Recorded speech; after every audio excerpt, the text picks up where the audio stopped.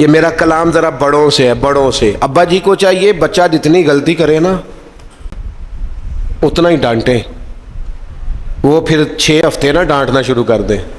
استاد صاحب کو چاہیے کہ جتنی بچے کی کمزوری ہے نا، مجھے پتہ ہے سب سے زیادہ کس بات سے تکلیف ہوتی ہے۔ آپ کے بچے نے غلطی کی ہے، آپ اپنے بچے کو ڈانٹ لیں، سمجھا لیں، آپ کسی اور کے سامنے اس کی تذلیل کبھی نہ کریں، یہ زیادتی والی بات ہے۔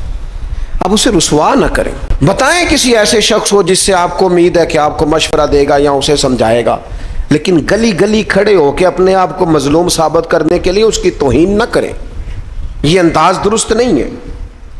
اس سے بچوں کی انسلٹ ہوتی ہے، وہ کمزور پڑ جاتے ہیں۔ ہر جگہ رونا رونا میرے بچے اچھے نہیں، میں بڑا پریشان، کیا بات کر رہے ہیں آپ؟ یہ بچہ تو آپ کی کمائی ہے، اساس ہے، حسن ہے، نسل ہے، اصل ہے، اور اس قدر زیادہ تکلیف دینا، جگہ جگہ شکایتیں، جگہ جگہ باتیں۔ ہمارے بچے ہمارے ہیں نا، تو ان کی عزت کس کی ہے؟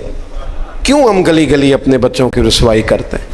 کیوں کمزوریاں؟ اور جن کو ہم خیر خواہ سمجھ کے بتا رہے ہوتے ہیں نا، وہ آگے جا کے مزے لے لے کے بتاتے ہیں، تو نقصان کس کا ہوا؟ ہمارا، ہمارے قبیلے کا، ہمارے گھر کا۔ یہ دیکھیے ذرا، حضرت عمر رضی اللہ تعالیٰ عنہ مزاج کے لحاظ سے سخت ہیں۔ ایک نوجوان آیا، اس نے آ کے رونا۔ یہ پہلو آپ نے ضرور یاد رکھنا ہے میرے سیدنا فاروق اعظم کا، ہمارے امام، ہمارے قائد، ہمارے لیڈر، رہنما، مقتدا حضرت فاروق اعظم رضی اللہ، یہ انداز ضرور یاد رکھیے گا۔ حضرت عمر فاروق کا یہ طبقات ابن سعد میں موجود ہے۔ نوجوان آیا اور آ کے رو ہی پڑا۔ حضرت عمر نے اس کو روتے دیکھا تو فرمایا بیٹا کیا ہوا؟ کہنے لگے حضور فلاں علاقے کے فلاں گورنر صاحب کا مسئلہ ہے، حضور مجھ سے غلطی ہو گئی تھی، میں شراب پی بیٹھا تھا، انہوں نے مجھے درے بھی مارے ہیں، پھر انہوں نے لوگوں سے کہا اس کے ساتھ میل ملاپ چھوڑ دو، کوئی اس سے بات نہ کرے، حضور مجھ سے غلطی ہو گئی، میں مانتا ہوں، پر اتنی اذیت، اتنی تکلیف، جب مجھے سزا مل گئی، کوڑے لگ گئے، تو پھر یہ الگ سے جو سزائیں مجھے دی گئیں، یہ میں حضرت عمر کی بات کر رہا ہوں۔ میں نے جب یہ پڑھا تھا تو میں رو پڑا تھا۔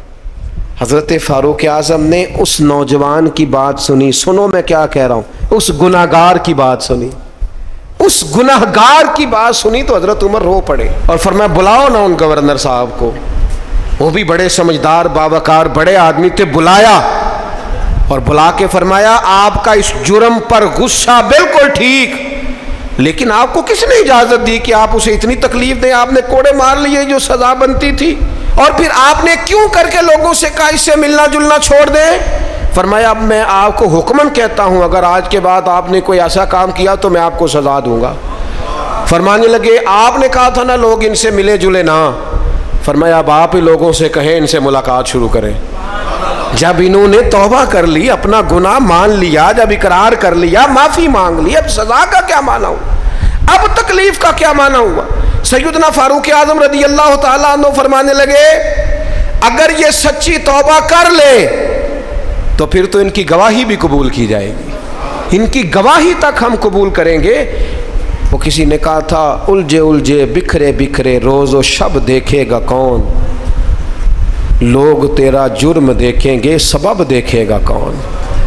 لوگ معافی نہیں دیتے، لوگ درگزر ہی نہیں کرتے، انسانوں سے غلطیاں ہو جاتی ہیں، لیکن اگر کسی نے توبہ کر لی، اور صحیح حدیث میں موجود ہے نبی پاک علیہ السلام نے فرمایا اگر کبھی کسی بندے سے کوئی گناہ ہو گیا پھر اس نے توبہ کر لی، اگر کسی نے اس بندے کو دوبارہ وہ گناہ یاد کرایا تو اللہ تعالیٰ اس بندے کو یاد کرانے والے کو سزا دے گا، مرنے سے پہلے اسے بھی اس گناہ میں مبتلا کر دے گا۔